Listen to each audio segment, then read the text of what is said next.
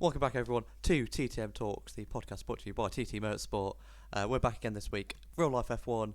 Everyone's excited, and we're going to unpack all the action that happened from arguably probably one of the best season openers we've had in quite a while. But as always, I'm not here by myself.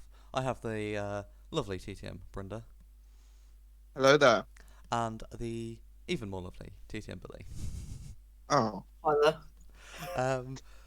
So yeah, we've got a massive race to unpack, lots of excitement that happened in the race.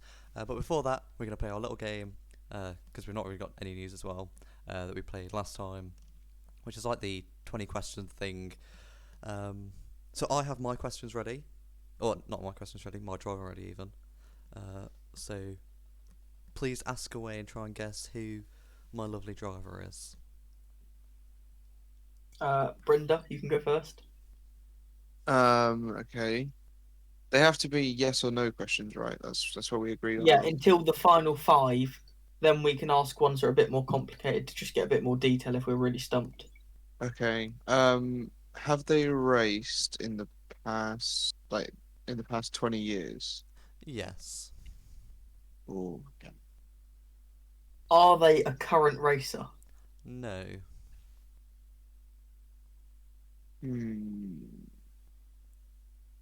Have they raced in the turbo hybrid era? No. Okay, that narrows that down a little bit.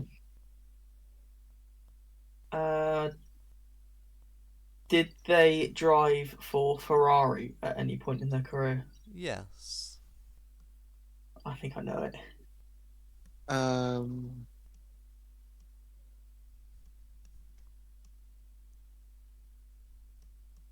Oh wow. I'm just trying to think, man.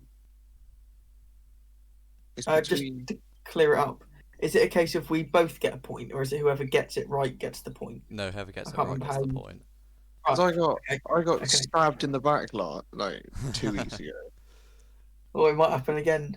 We worked together to like find out who it was, and then You and didn't then even I know get who it it was. right. Your two No, guesses. no, but that's not the point. The point was is Right. that we worked together until one of us figured it out, and then you were like, "Wait, can I just steal the point for myself?"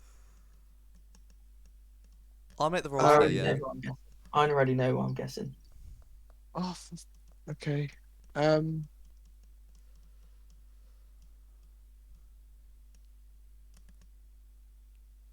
Is that someone typing I can hear?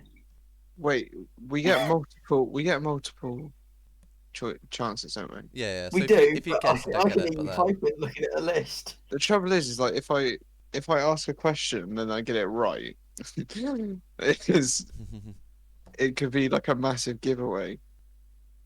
All right, I'm gonna go stab in the dark. Is it Schumacher? No. Okay. Oh, is it Felipe Massa? No.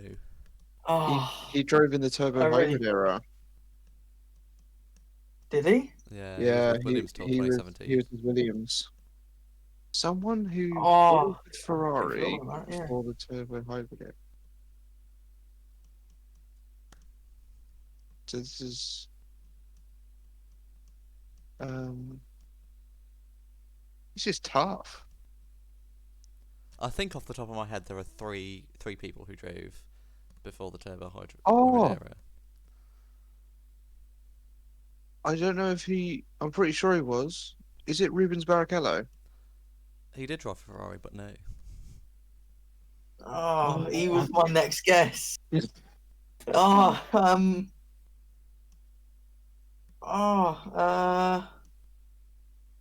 How many have we got left? I think oh, you've had I'm not even keeping track of that. 7. Yeah. I think We're I'm halfway. gonna say you've had 7. I've drawn a blank. I can't figure out who it could be.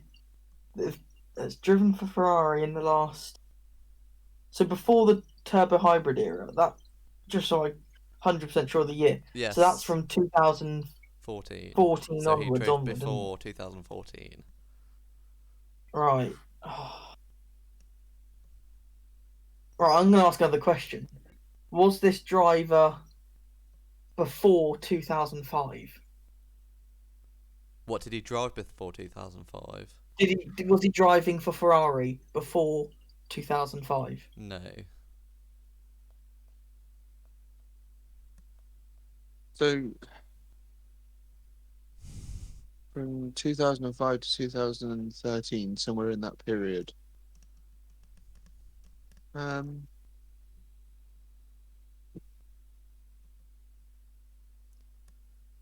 I feel like. Do you want a little hint?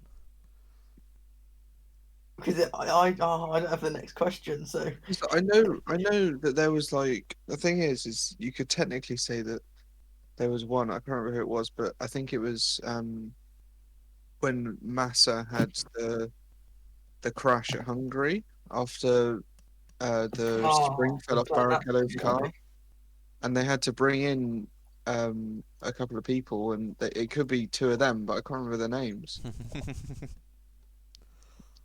Okay, I'll give you a hint. One of them was a nobody, which isn't who I've gone for. The other one was, drove for quite a few different teams. Wait, so I was right in thinking that it was to do with after Massa had his. Yes, yes. Oh, I don't know. I've got no idea. Well, at least it's Brenda's guess next. Wait, I lagged then. I missed something.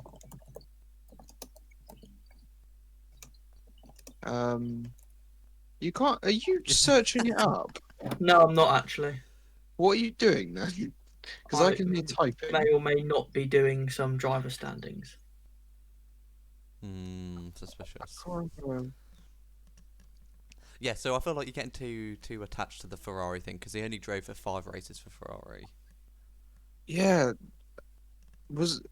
I missed? I lagged out. I missed Okay. when you Oh, answered. see, yeah, I really focused on the Ferrari thing. I was just thinking who their main drivers. Right. Okay, then is it my question or Brenda's? Brenda's. Oh Okay. man, I can't remember. There were.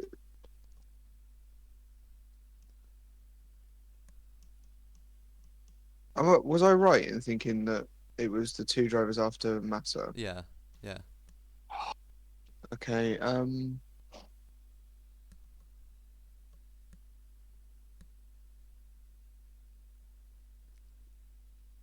There's. I got I like think I've got my next question. so many names like flying around in my head. Um.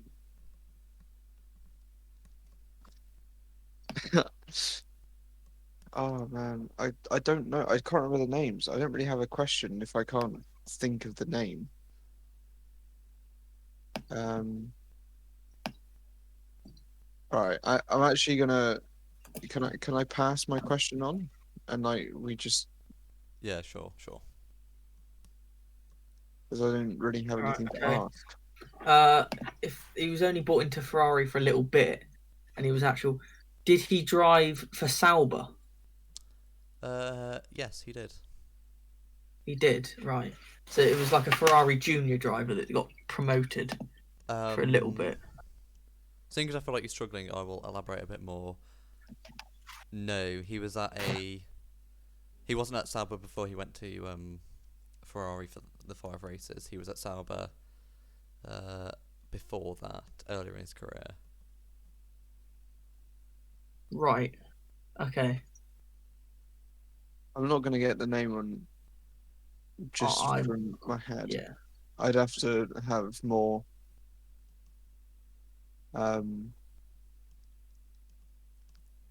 more help. Yeah. Well, the question's back to you now. So. Ask about his other teams and stuff like that, and like his nationality. That might help.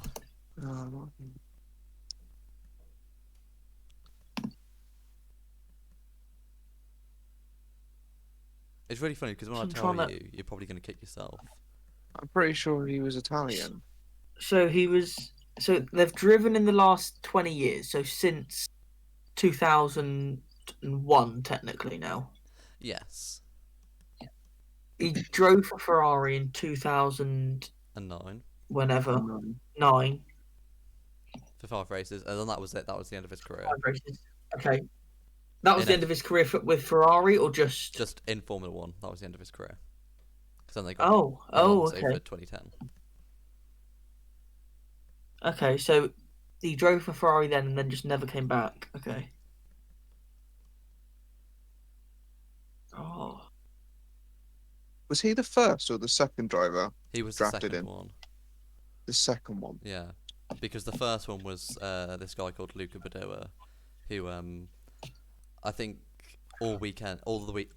his first weekend, literally every time he went through the pits, he got a 5 for speeding. He was awful. But this one was good, or was better, decent. So he did drive for Sauber at some point in his career. Yeah. Sauber's probably not where you know him from, though, if you're going to know him from somewhere. Can I use honest, I don't external know. sources to help me? The only thing I would say is this is what I had up last time. Is if you just go to Formula One, or just go on to Formula One Wikipedia, there's a list of all Not drivers direct. ever driven. No, there's a list of all drivers that have ever driven an F1 on Wiki. If you just type in Formula One drivers, that's what I've got, Yeah, we'll allow and that. I just we'll allow looked that, through yeah. this random list. But we're not allowed to search individual No. Who drove search for things like Ferrari in Ferrari 2009? driver. Yeah, you can't do that. Look, I've I've literally just looked got a up massive the list. Sauber Driver Academy. I don't think No, at this point in I time there was a driver academy.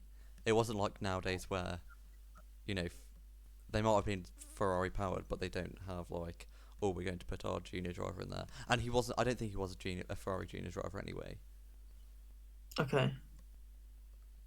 Okay.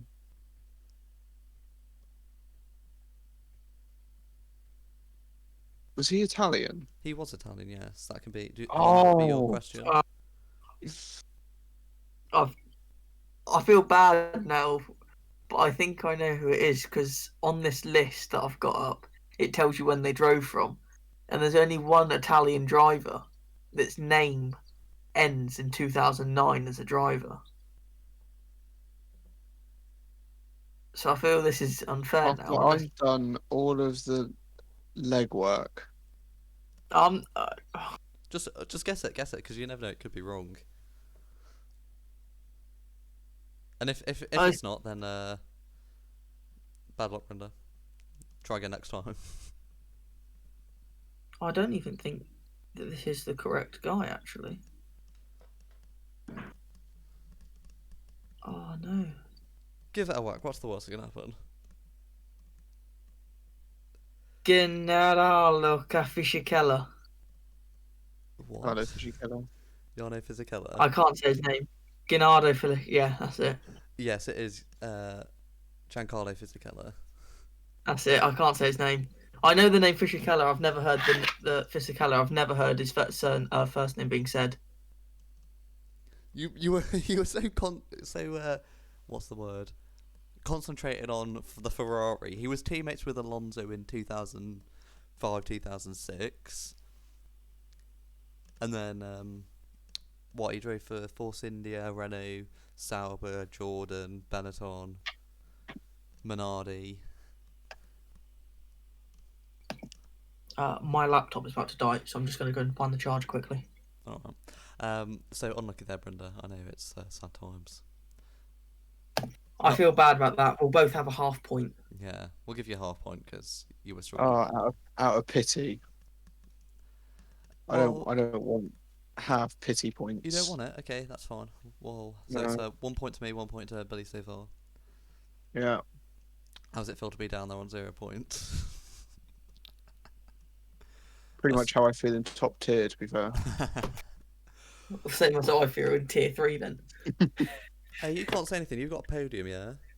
I looked the other day. I'm literally 17th in the standings. I'm like, oh no. I think I'm 6th. Yeah, exactly. So Yeah. pop down. But anyway, on to our main topic of today: the Bahrain 2021 season opener of F1. F1 is back. Exciting times. And what do you guys? Well, we'll talk about practice and qualifying in a bit. But what do you guys think of the weekend overall? surprising, I think. Yeah. Anything in particular that was surprising? Well, certainly not who was leading the field. Oh, yeah. We'll talk about it when we But, get onto the race, but I would um, have been a lot happier if a certain someone didn't win. But there's always next race. Who knows? not naming Not names. naming names, but it would be nice to see someone other than Hamilton win. And yeah. I was all weekend. I was like, oh my god, it's actually happening. It's happening. Hamilton is going to win the season opener. It's going to be good. And then I suppose it was a close battle, but yeah. Spoilers. I'm I haven't seen it yet. Oh no. But yeah. Oh, as if you haven't seen it yet. I bet you took the day off work to watch practice all day. No, I wasn't able to on Friday. No. But anyway, yeah, practice. Don't know if you guys saw a lot of it, but Verstappen looked quick all throughout every session. I think he topped every session. Mercedes looking a bit wibbly wobbly, and then McLaren were looking super quick as well. Did you expect McLaren to do better than they did? Because it did seem at one point that they could be challenging Mercedes. I think there were rumours in the paddock that they might even have been ahead of Mercedes. I wish they were. I think I obviously you don't know the ins and outs of it. Obviously, if Mercedes, the works team, are getting beaten by a customer team, they're not going to be very happy about it. And Mercedes have a lot of power, I think, with McLaren, so it'd be quite easy for them to say, don't show us up too much. But I don't know. It's easy for rumors to come about, but you never know what actually has gone on. McLaren looked quick in practice. I think Norris was within the top 5 at least, and I think in the top 3 Yeah. majority of the time for all 3 practice sessions. He was in the top 3 in FP1 and FP2. I think in FP3 they dropped down a little bit. Yeah, and I think that gave everyone a bit of McLaren are going to be rapid. They're going to be at the front, and then they weren't really. I mean, they were still top 5, but not where we were predicting they would be. But then we got onto qualifying, which I have to say, I think qualifying was potentially one of the most exciting qualifyings I've watched in quite a while. Because you obviously had that at the front. You had Verstappen. Well, it was looking like a Verstappen pole, and then in Q2 it was really, really close between Verstappen and Hamilton. I think even the first lap in Q3 it was close, and then Verstappen just found like 4/10. Yeah, he probably sent it, didn't he? Yeah. And It I'm was actually. good luck, especially considering Oh, go on. considering no one knows the extent of the damage to his sort of under tray, Yeah, I forgot about because we saw a bit of sort of carbon fibre come off, but no one's really sure exactly what that led to, sort of performance wise. Clearly not a lot, but Yeah, and then I've got the qualifying results up, and looking at the back of the grid, obviously the hazards are going to be there because they're not doing any development. But I didn't even realise this. Mazepin was 8/10 off of Schumacher. 8/10. I'm more surprised he set a lap. Yeah, to be fair, there all these Mazepin memes going around, and we'll talk about that in the race. Imagine it gets to Imola, spins on first lap, then next race spins on first lap. I think that'd be quite a funny meme. So we have. See, my thing is, I reckon by the end of the season he might finish one race. I reckon he's done 3 corners at the first race. He'll manage 6 at the second, 9 at the third, and then slowly build up. So if he was to do something like Bahrain outer loop that doesn't have very many corners at all as the final race of the season, he might get round the whole race. But I don't know. Seeing as a lot of the track is straight, he might struggle a little bit there. Yeah, maybe. But yeah, we had the Hazes on the back row, and then a bit of a shocker. Well, kind of. We had Vettel even in 18th, and Ocon in 16th, which I thought was quite disappointing for them. I know they got caught up in Mazepin's yellow flag, but I think they were that was quite shocking for them to be out in Q1. Yeah, I mean, we were expecting, obviously, after Renault had quite a strong year last year, picking up 2 podiums with Ricardo. Um, I That's think just all the the driver, not the car. yeah, I thought you might say that. Um, Obviously, they said that they'd gone backwards a little bit, I think, in development, but we weren't expecting that much.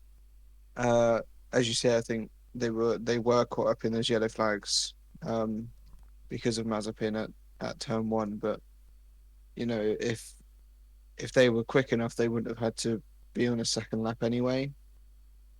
Yeah. So, um, and Alonso made it through, so you can't really say like it's the car when one car makes it through and the other doesn't.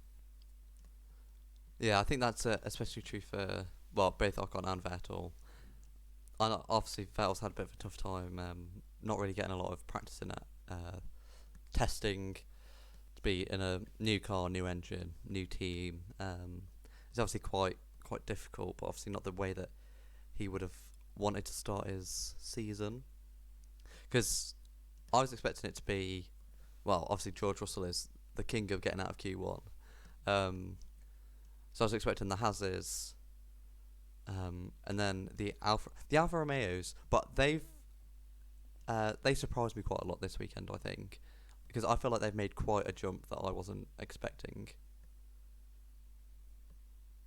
Yeah, and I think they were actually quite quick. They were quite competitive. I'm not sure if they got points, but if they did, I don't think they did actually. No, But they uh, weren't far off of it. no, they were 11th and 12th. Yeah. So Kimi was only it's 2 seconds behind Stroll. yeah, it's definitely an improvement, and it's nice to see for them as well because I think um, the smaller teams like Haas, uh, Alfa Romeo, I think especially is seen as more of a junior team for the drivers who have just come into F1, a bit like Alpha Tauri or Toro Rosso as it was. Um, it's sort of where the Ferrari Academy guys go in to learn sort of get into grips with F1, and then obviously if they think that they're good enough, they'll be promoted to wherever. Does that mean Um, that this is just the start of Kimi's career? yeah, this is just the start of Kimi's career. Well, there was Um, that meme that he put up of him holding a board, being like, "It's been 20 years since he debuted, so he'll be here for yeah, at least another 20." yeah. So I think that's great that Kimi's still in it, and he has that "I'm staying" attitude, even though he's the oldest man on the grid. But he's not slow by any means. Um, so I think it's great that he's still on the grid and still sort of in a car driving around in circles. Um, and yeah, it's nice to see that Alfa Romeo can sort of give him and Giovinazzi a good car to compete with. Yeah, and then looking on to, say, the people eliminated in Q2, we obviously had George, who, I don't know why, but I don't know if he was just pottering around on old tyres, but because I got the results here, his Q2 time is like 2 seconds slower than his Q1 time, which I find is a bit weird. But then yeah, we had George, Kimi, Tsunoda, which interesting to see that Alpha Tauri were the only non-top team to try and get through on the mediums. Do you think they should have just whacked on softs for Tsunoda? I think it was a shame that he didn't get through. Yeah. I think he went second in Q1, only a tenth behind Verstappen, and it sort of took that opportunity to see what he could do in Q3 on the shootout. I think Gasly made it through on mediums, Yeah, he did. so maybe it was just the tire compound, maybe that Tsunoda didn't really like. He just wasn't as comfortable with it. Yeah, because before in Q1, him and Gasly, I think, were similarly paced on the same tyre.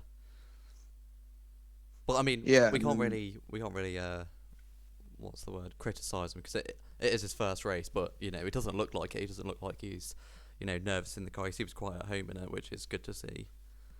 yeah, he was. I think he was rapid from the off, really. Yeah.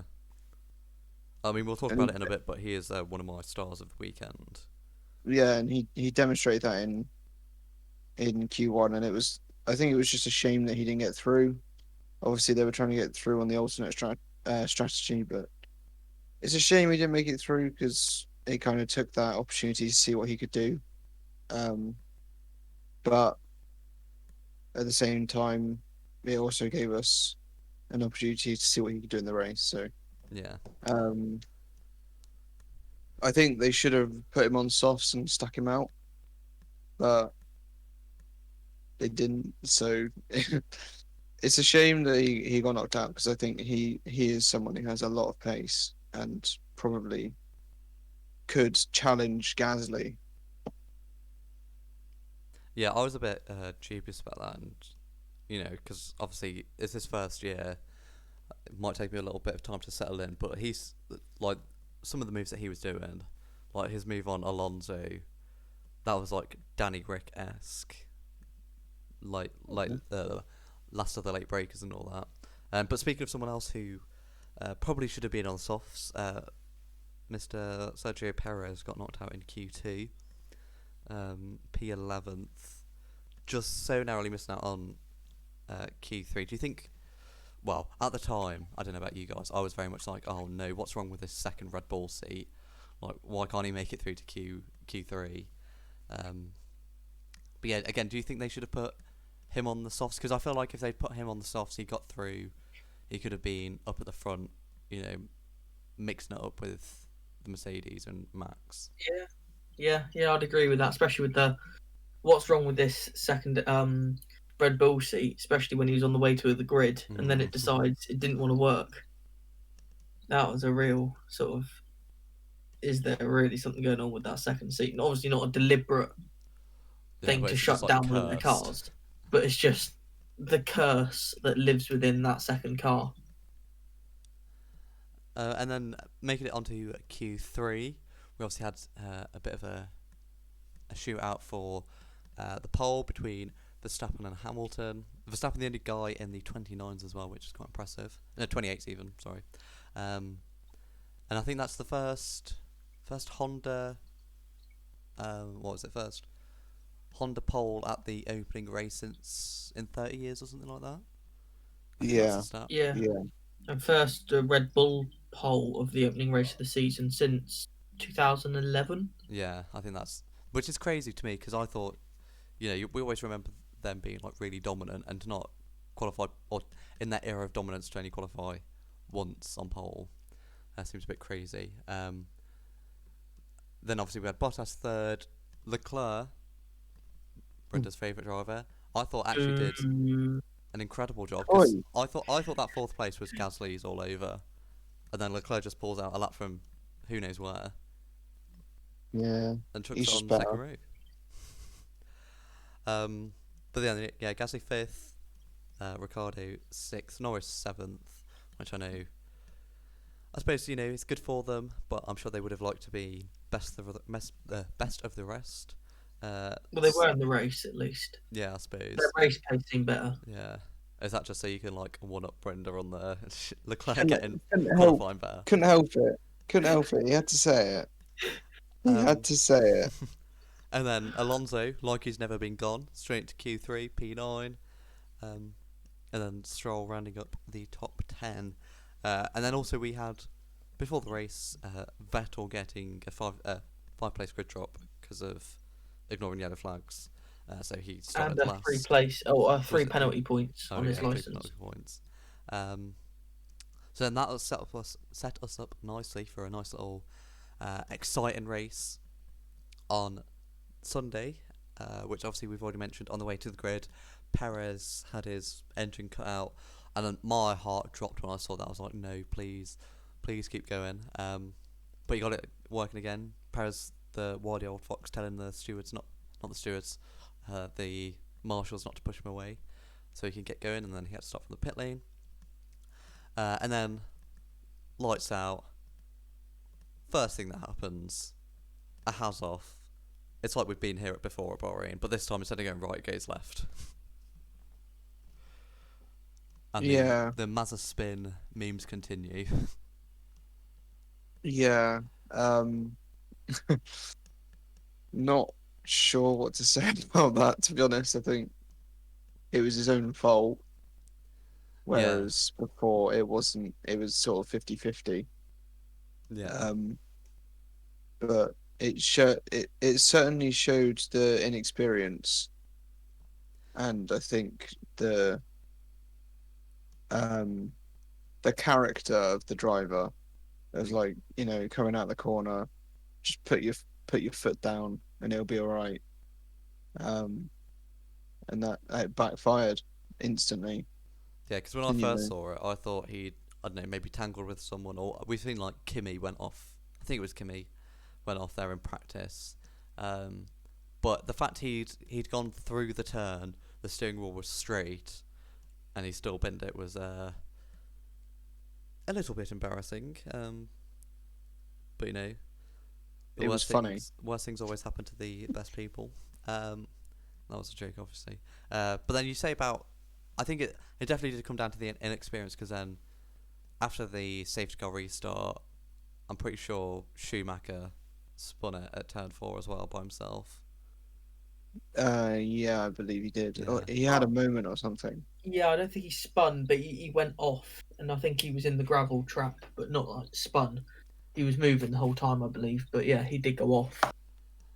And then obviously we had, well, I was quite disappointed by this. After the restart, Gasly touched one of the McLarens and lost his front wing, and then that sent him right to the back of the pack. To be fair, I think it was a bad restart for both AlphaTauris, because I think they both dropped quite far down the pack. Yeah, it was. From I think it was definitely the McLaren's fault with what happened with Gasly. Just swiped across him and completely destroyed his front. I think, which driver was it that was in the McLaren? Was it? I feel like it was Ricciardo, I want to I say. think it was Ricardo. Yeah, Ricardo. I'm waiting to get told to shut up.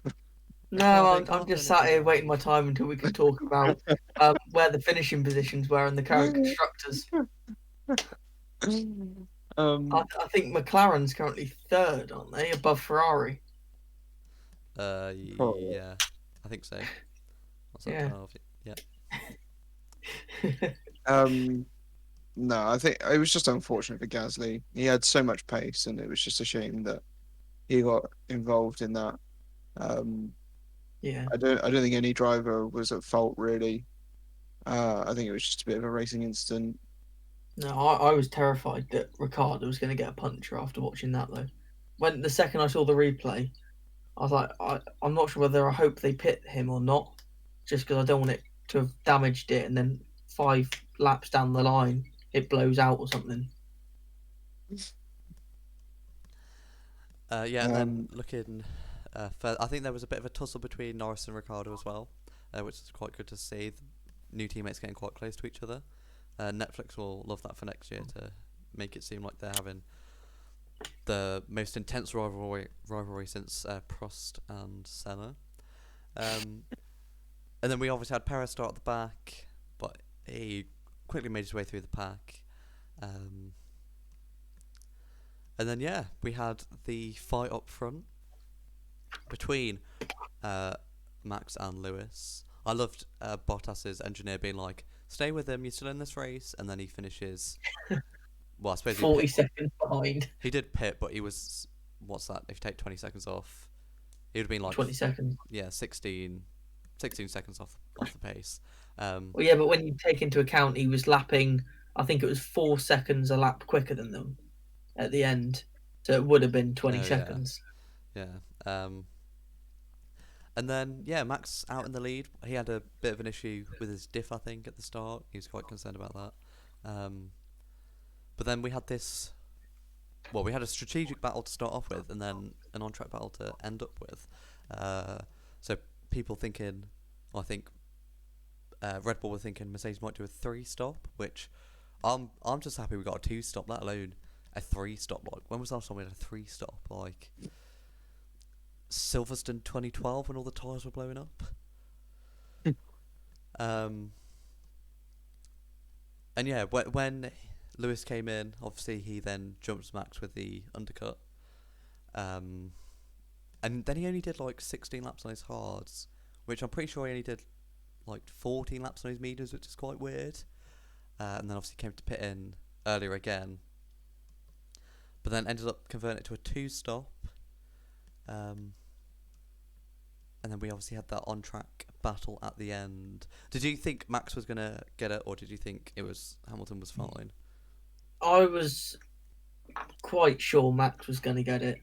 And then, obviously, he made that move, which, when everyone else is doing... I understand the rules if you can't gain an advantage by doing that, but when you think that Hamilton, I think I saw it on Instagram or TikTok, someone had made one that shows him going off the track and doing the exact same thing Verstappen did when he overtook him, something like 22 times. I'm sure. So if you added up, I think I saw something. Yeah, it might have been more than that. But I think if you were to add up all of that, if they're going out there, it's like the commentator said when they're watching it. If you're out there, it's because it's an advantage to be out there. You're not going to go out there if it's slower. So if he was out there, he was gaining something, even if it was just half a tenth a lap. If you add that up, the 22 or however many times he did it, I think it was 29 in the end. Okay, yeah, even higher than I thought then. Yeah. That's a massive sort of advantage he's gaining, especially when you think Max wasn't doing that until he was told by Christian Horner that they were. So if you were to add up all that, Verstappen would have been down the road and gone if it wasn't for him doing that. And then when Verstappen does overtake and gets told to give it back because he does it, I think the rules just really need to be defined in black and white. Either it's allowed to be done all the time or not at all, because it sort of ruined the end of an amazing race, that I feel. Yeah, because I've seen qualifying they were like deleting lap times and stuff. If you went wide there, I think Ricciardo, Sainz, I think quite a few drivers have got lap times deleted. And then I know it's not like the F1 game, but I'm pretty sure it's normally like if they define track limits, if you go off 3 times, it's a warning, and then if you go off again, it's a penalty. But the fact he did it 29 times and it's fine. Like, it just, I feel like they should either be like, no, you can't go off there, and then in which case Max probably wouldn't have tried, or would have, I don't know, done the overtake differently or something, or just be like, it's fine, because otherwise Hamilton's gaining an unfair advantage effectively. Yeah. But yeah, we also had a pit stop blunder for Bottas, which it's just always Bottas, isn't it? It's never Hamilton. Like, it wasn't Germany. It wasn't Germany, but in Germany it was just like everything was going wrong. But the amount of times, like, I think last season Bottas had an engine failure at Nürburgring or something, or he'd get a puncture. Like at Silverstone, Bottas got a puncture like 3 laps earlier than Hamilton. Which is, I suppose Hamilton is a good driver, and I'm not Hamilton hating. I just want to see competition, which I suppose we did get, so I can't be too salty about that. But then, looking down the rest of the field, we had Norris in 4th, which I'm sure he would be buzzed about. Just one step off, or just missing out on the podium. Well, not just missing out, but you know what I mean. Although I feel like, in normal circumstances, why can't I talk? Normal circumstances, Perez, or even the AlphaTauris probably would have been ahead. But I'm looking forward to Imola. Yeah. that's going to be a really. I reckon the Red Bulls and Alphas They're going to are be gonna rapid around there. are going to be really dominant there. Because I'm I'm pretty sure hoping. Gasly was rapid around there last year. He was probably on course for a podium until he Yeah, until he got definitely. engine problem. Do either of you know the rake that McLaren run? Are they a low or a high rake team? I think they're somewhere in the middle. Okay, because obviously the other thing is they've got that sort of diffuser-esque sort of thing. It's not classed as a diffuser because it's attached. Did I hear something? It's attached to the gearbox Yeah. or something like that. So I think the like crash structure behind the gearbox obviously makes up the center part of the diffuser. And actually, I saw it as well. It was the diffuse. You know how the diffuser strakes have been shortened. It's only in the it's only in the bit that's not in that center bit. So it's like either side, but in that center bit you can have them as long as you want, basically. Well, there's not the same restriction on the height of them. Right. Okay. So yeah, their diffuser thing is I think caught quite a few people out. Then we had, I think at Imola as well. Yeah, AlphaTauri are going to be right up there. Hopefully Perez can have a pretty clean weekend. Although recovering to fifth, I think, is a very solid performance from him. If you bear in mind as well, like Albon last year, he probably would have got fifth, but would have started, fifth anyway. Not basically started from the back and had to fight his way through. Yeah, I'm going to predict another Ricciardo podium at Imola.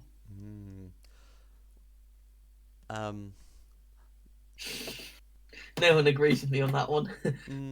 Well, we'll see. And then Leclerc, unfortunately, for some people, dropping down to sixth. Ricciardo, I feel like he had a strong race, kind of. I don't feel like I saw a lot of those three of like Norris, Leclerc, and Ricciardo. We did have quite a few battles between who was it? It was Vettel, Alonso, and Sainz, I think. The Vettel Alonso battle made me crease because Alonso just kept trying to get past him at turn 1, and then Vettel would just get past him by turn 4, and that happened like 2-3 laps in a row when Vettel was on like however many old lap tyres.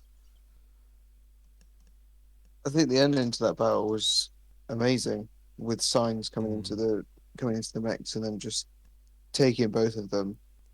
I think Alonso went for it on Vettel. Didn't quite make it. Sainz just sort of followed them, found a gap, went for it, overtook both of them, and then by turn 4, Vettel was still ahead of Alonso. So the attacking car actually lost a position by trying to gain one, which I found quite funny. Yeah, their battle was just incredible, and obviously we had Alonso retiring, which was quite disappointing. But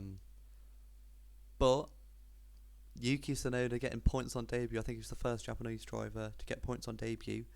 I can't wait to see what he does in the rest of the season. He's incredible. I love him. Yeah, him and Callum Ilott were my two favourite F2 drivers last season. So I was excited to see at least one of them in. Obviously, Callum Ilott deserved a seat in F1 as well. But yeah, his move on Alonso was just incredible. He didn't like mug him off, but to pull off a move from that far back, or just be like better on the brakes on a 2-time world champion. I think even he said it himself. He loved battling his father's hero in Alonso. So yeah, that was mega. And then Stroll getting points, or this last point, I suppose. It's something for for something for Aston Martin.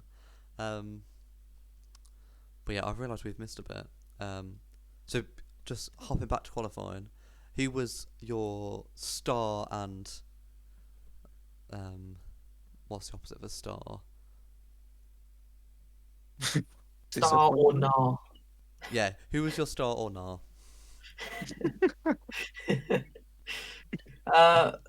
Star, I'd have to say probably Verstappen, just because obviously putting it on pole, first race of the season in the Red Bull, which hadn't been done in years, although the Mercedes didn't look that strong for it.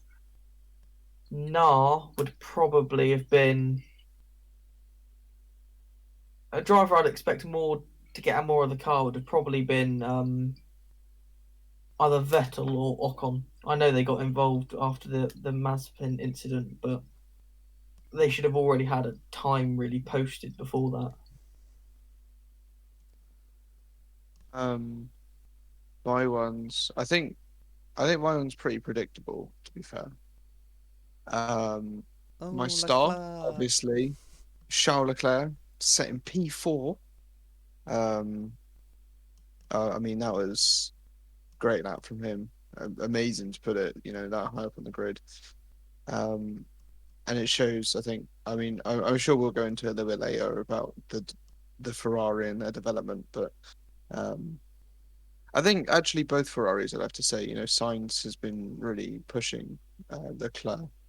So for both of them to get into Q3, um, actually was really good.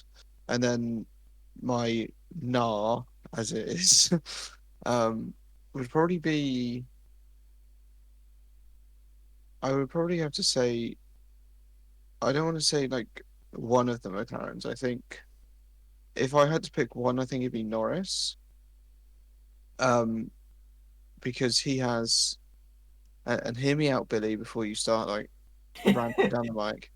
Um, he has a lot of pace, and he clearly demonstrated that. I think he just struggled a bit in qualifying, um, especially when he got into Q3. He was rapid in practice. FP1, FP2, he was up in the top three. FP3, he was in the top five. I think I'm not entirely sure, but I know he was up there. Um, and then sort of an average qualifying, and I think they were sixth and seventh by the end of it. Um, and I think Ricardo outqualified Norris. Yeah, he So did. I don't know what was going on, whether Norris just wasn't exactly happy with the car or whether the setup wasn't quite right for him. But, out of the two, you would expect Norris to, more at home with the car. You'd expect him to be a bit further up. And I think he probably should have been where Leclerc was up in P4.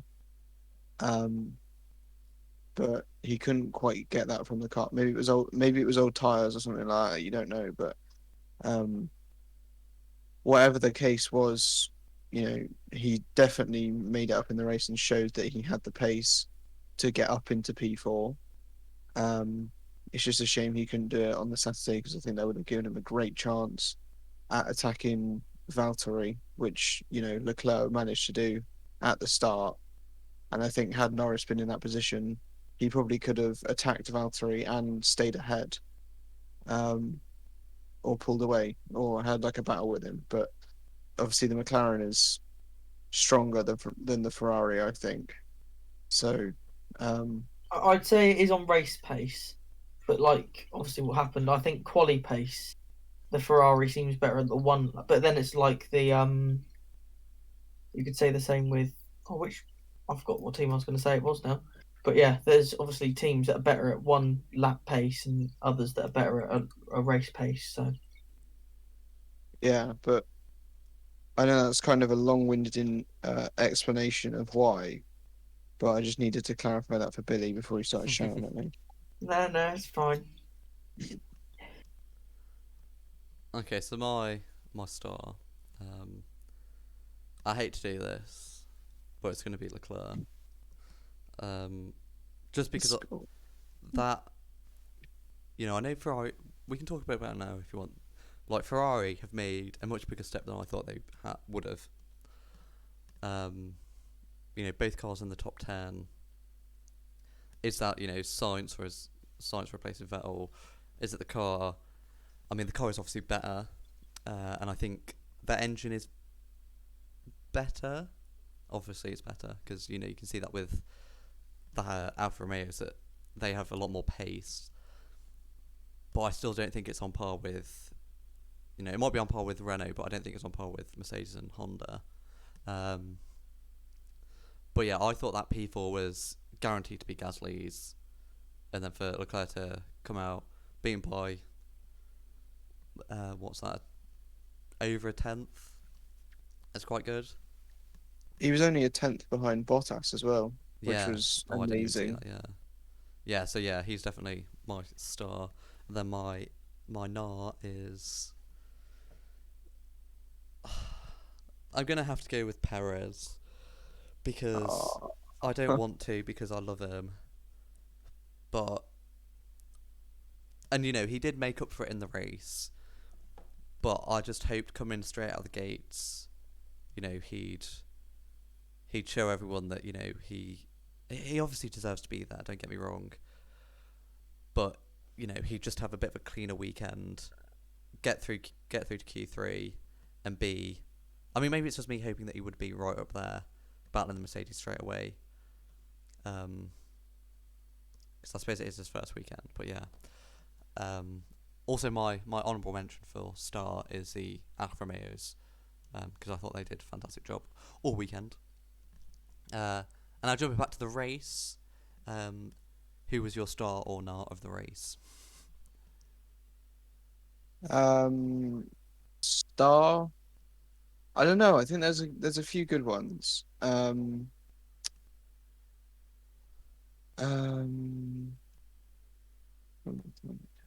think we mentioned this before. Yuki Tsunoda, Mm-hmm. amazing pace, great drive. Um,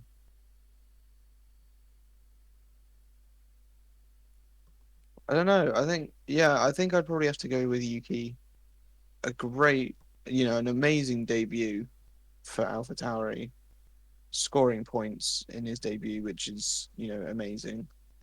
Um, he's looking really, really quick. And I think they definitely made the right decision to bring him in. He's been quick since he got in the car, and I think he's got the right mentality for Formula One.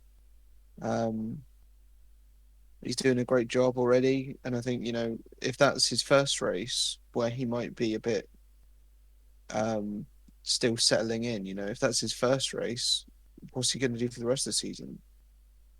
Which I think is going to be really exciting. I think he definitely will be um, rookie of the season. Yeah, Um, there's not going to be much competition for that, though, is there, with the no, Haas's not really, performance? not really. It's a But bit like Latifi last year being the only rookie on the grid. yeah, not a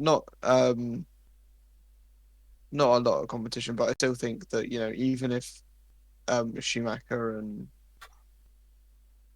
Mazepin were a lot more competitive, I still think Yuki would win it by a landslide. I, there's something about him. He's just so quick, and he got in the car and was able to put it, quite high up, pretty much instantly. Um, and then scoring points on debut as well. In your first Formula One race, I mean that you know that's a good mark. So I think Yuki is definitely my star of the race. Um, are we doing a nar or Yeah. is Let's it do a nar. we're doing nar? Okay. I think everyone can only have one NAR, to be honest. One nar. Yeah, and I think we're all going to probably agree. Um, it's a Haas driver, and he Yeah. only completed 3 corners. Oh, I was going to go for the Haas driver, the other one. Both of them, I think, yeah. No, But to I be mean, after with a spin, after a spin, Mick had I wouldn't say a good race because obviously their pace is so far off. I don't think you can class it as a good race. But after he had a solid drive after that spin, just getting into it. So actually, I think my nar would actually be Gasly. I know it wasn't technically his fault, but after that contact and when he had to pit again for a front wing and change of tires, that put him out basically just put him out of the race, and he was out of it. And we didn't. After that happened, we didn't see a lot of Gasly, and I think it's a shame because he Yeah. had a lot of pace. He put it at P5 on the grid, and I think had he had the chance, he could have done a lot more with the car. Just a shame that there was contact between him and Ricardo. I don't think it, like I said earlier, I don't think it was anyone's fault, but it just, it ruined Gasly's race. And I think it's not his fault, but I would have loved to have seen more from him, especially after, his mega 2020 season, where he sort of stuck it to Red Bull that, he was the driver that they thought he was. Um, so it's good to see him sort of doing well, but then, he's had a bad first GP, so.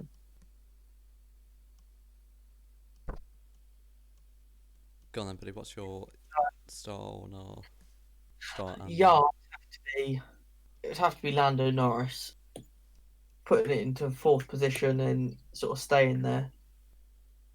Nah is actually quite a difficult one for me because I'm not sure sort of where to go with it. Whether I go for the standard one of just Mazepin, or if that was almost predictable from the practice sessions and then qualifying that was just sort of a given. So I think because of that, I'm going to say obviously he was. If there was an opposite of driver of the day, he would have won that. But actual underperformance of the day, I'd have to either agree with Brinda on Gasly or see, it's difficult. It's split again between. I'm probably going to go Vettel or Alonso. Alonso, I know, retired, but he never looked like he was going to score points before then anyway. Obviously, he caught Vettel when Vettel was yet to pit. It was on something like 25 lap old tyres, mediums. And he just couldn't keep the position. He got past Vettel on DRS, then Vettel came straight back and just sort of took him, even with that worse grip. And then, was he then not in the Vettel points after. though, but when he retired? Pardon? Was he not in the points when he retired though? I thought he was, but I thought he was down in like 13th when he retired. he might have been, to be fair. I thought he dropped out of them and just sort of kept going down, which might have been because of a problem, but I never thought he looked like he was going to stay in the points till the end of the race anyway. And then Vettel obviously did some amazing moves to keep that position on Alonso and a few others. But then what he did with Ocon was just 100% his fault. It was almost like what he did to Verstappen at Silverstone, where they just rear-ended him, shunted Verstappen into the gravel. It wasn't Silverstone, wasn't it, that incident I'm thinking of? Yeah, it was, yeah. Yeah, it was, Down yeah. into the final chicane. Yeah, that was it, yeah. Yeah, so, yeah, it's going to have to be a split between Alonso and Vettel for my nah. I think I'm going to start from my nah. I'm going to be different. My nah is Vettel as well. I thought, he did pull off some good moves. I was impressed that, because there's always been this thing that, can he fight will to will? And then the past few years it's been, he tends to be will to will and he'll just spin.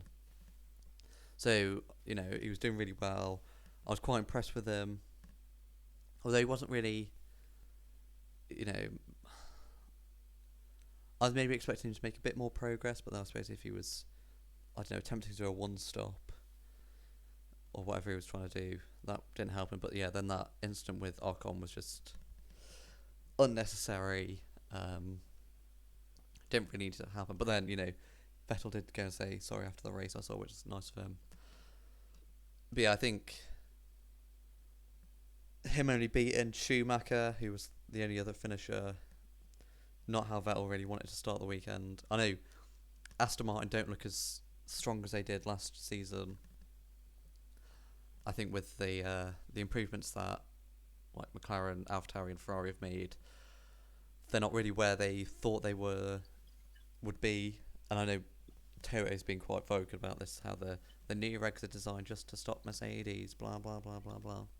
And then I know Otmar was moaning about it as well on the radio, which I've got opinion to say about that as well, but I'll get onto that in a minute. And then my star, I'm going to put Perez, going from my night in qualifying to my star in race.